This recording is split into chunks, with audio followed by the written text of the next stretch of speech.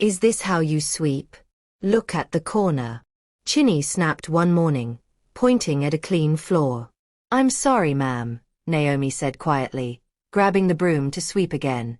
Sorry for yourself, Chinny hissed, walking away with a frown. It wasn't just the harsh words. Chinny made sure Naomi felt unwelcome in every way. She refused to let Naomi eat most of the time, saying, "This house is not a free place for everyone. If you're hungry, eat whatever you brought from outside." One night, Francis came home earlier than usual and found Naomi sitting alone in the kitchen, staring at an empty plate. "Naomi, have you eaten?" he asked. Naomi paused, then shook her head. "No, sir." "Why not? There's food in this house." Naomi lowered her eyes. "Ma'am said I shouldn't eat." Francis's eyes grew dark. He stormed into the living room where Chinny was looking at her phone. "Why are you starving her?" he demanded. Chinny didn't even look up. "I don't know what you're talking about." "Don't pretend," Francis said firmly. "Naomi is here to work, not to suffer. Go and serve her food now." Chinny laughed bitterly. "You're making this girl too comfortable, Francis. But fine, if that's what you want." Moments later, Chinny placed a bowl of thin soup and a tiny piece of yam in front of Naomi. "Here," she said, her voice full of mocking. "Enjoy." Naomi's hands shook as she picked up the spoon. She couldn't stop the tears rolling down her face. "Thank you, ma'am," she whispered, her voice breaking. Chinny smiled unkindly and walked away, leaving Naomi to cry silently into her meal. Despite everything, Naomi remained kind. She kept doing her chores quietly, avoiding trouble where she could. One day, Francis came home after a long day at work. The house was quiet, and Chinny was not there. He tried calling her, but she didn't answer.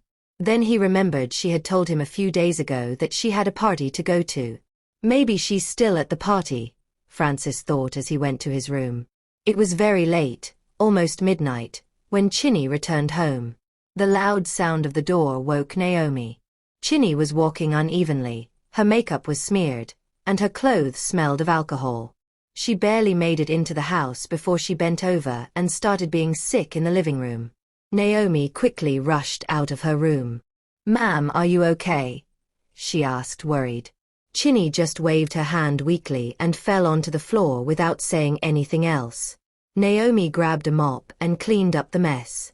Then, she helped Chinny to her feet. "Let me take you to bed, ma'am," Naomi said softly. It wasn't easy carrying Chinny, who was leaning heavily on her. Naomi finally got her to the bed and noticed something was wrong. Chinny's body felt very hot. "Oh, she has a fever," Naomi whispered. She quickly went to the kitchen, brought a bowl of cold water, and began wiping Chinny's forehead with a cloth.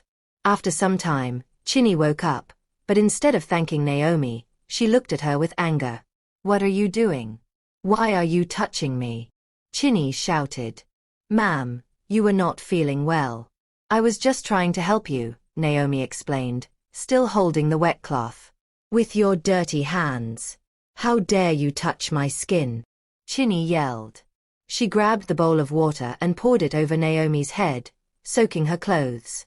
Naomi stood there, shocked, her eyes filling with tears. "I was only trying to help," she said quietly. Just then, Francis walked into the room. He looked at the water on the floor, Naomi standing soaked, and Chinny yelling. "What is going on here?" Francis asked, frowning. Chinny pointed at Naomi. "She thinks she can touch me with her filthy hands." Francis turned to Chinny, his voice firm. "Do you even hear yourself? You came back home like this, drunk, sick, and instead of thanking her for taking care of you, you're insulting her. How can you be so heartless, Chinny?" Chinny tried to say something, but Francis cut her off. "Enough. I don't want to hear anything from you." He walked over to Naomi and gently took her hand. "Come with me," he said. He led Naomi to the living room, handed her a towel to dry herself, and sat next to her. "Don't let her words hurt you," Francis said kindly. "You have a good heart, Naomi." You didn't deserve that. Naomi wiped her tears. I was only trying to help, sir. I didn't mean to make her angry. Francis looked at her and smiled softly. You did nothing wrong. You're better than her in so many ways. As they sat there, something warm and unspoken passed between them. Francis couldn't stop thinking about Naomi's kindness, and Naomi felt safe in his presence. It was a moment neither of them would forget. Francis had always been a busy man, so he rarely paid attention to small things at home. But lately, something had changed.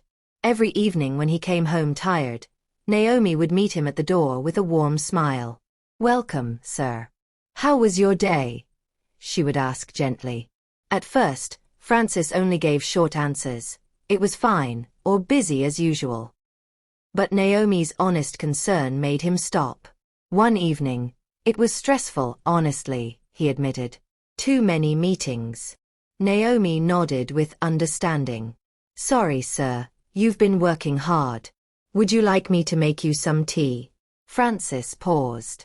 It was such a simple act, but it touched him deeply. Yes, please. That would be nice. As Naomi went into the kitchen, Francis couldn't help but think about her. She was always so calm and respectful, even when Chinny was harsh. Unlike Chinny, who rarely asked about his day or showed care. All Chinny did was ask for money to pay for her silly lifestyle. But Naomi's kindness stood out.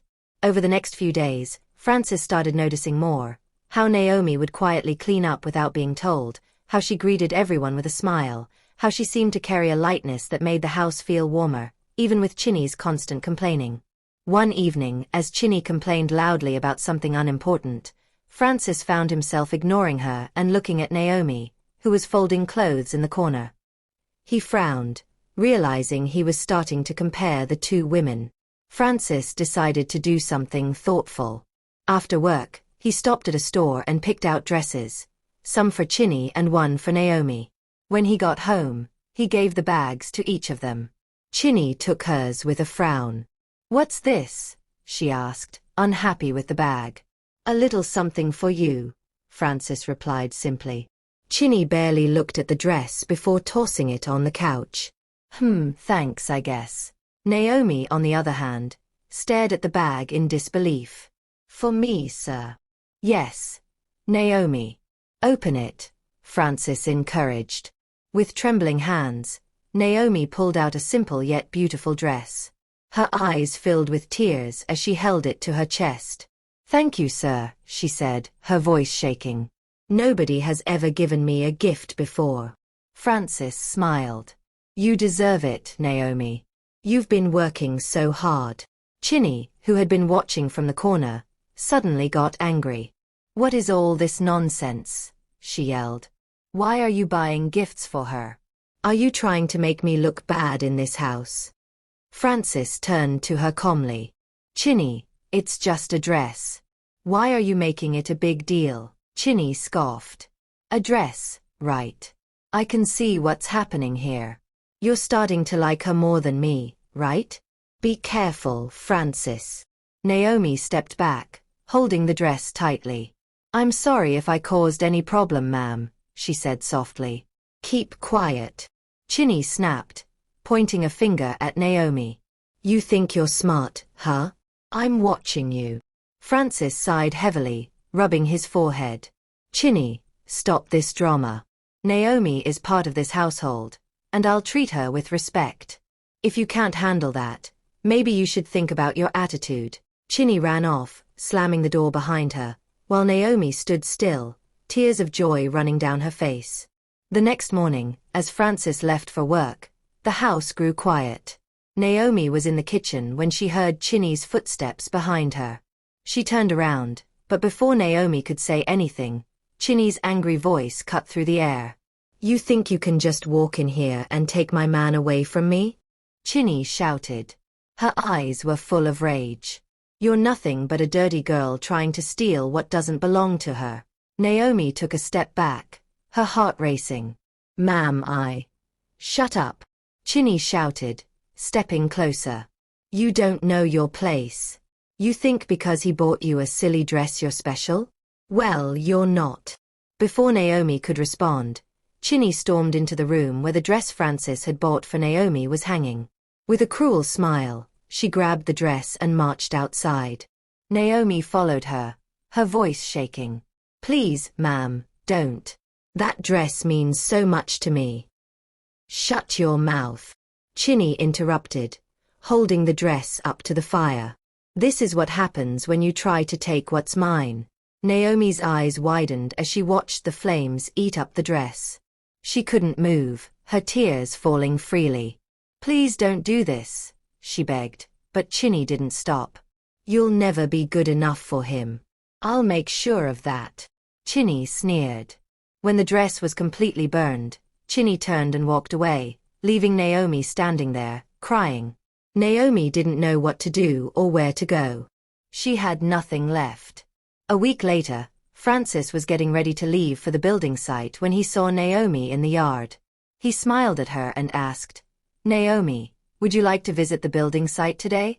Some of your old co-workers from the construction site are there. I'm sure they'll be happy to see you again. Naomi's face lit up. She had always been thankful to the workers at the site. They had been kind to her, helping her when she needed it most. Seeing them again would be a great way to show her thanks. Yes, sir. I'd love to. Naomi replied, her heart racing with excitement. Francis smiled and walked toward the car, waiting for Naomi to come out. Naomi quickly ran inside to get ready. She had to look her best for the reunion. But when she finally stepped out, Francis's smile faded. He looked at her in surprise. Naomi, why are you wearing that old dress? Naomi froze, her heart dropping. She couldn't tell him the truth, not yet, not when Chinny had threatened her so much. I'm saving the new dress for a special time, she said quietly, avoiding his gaze. Chinny was standing in the corner, watching them. Her eyes were sharp, warning Naomi not to speak. She made a small hand sign. If you tell him anything, I'll make you regret it. Naomi hesitated. She didn't want to let Francis down, but she also didn't want to anger Chinny.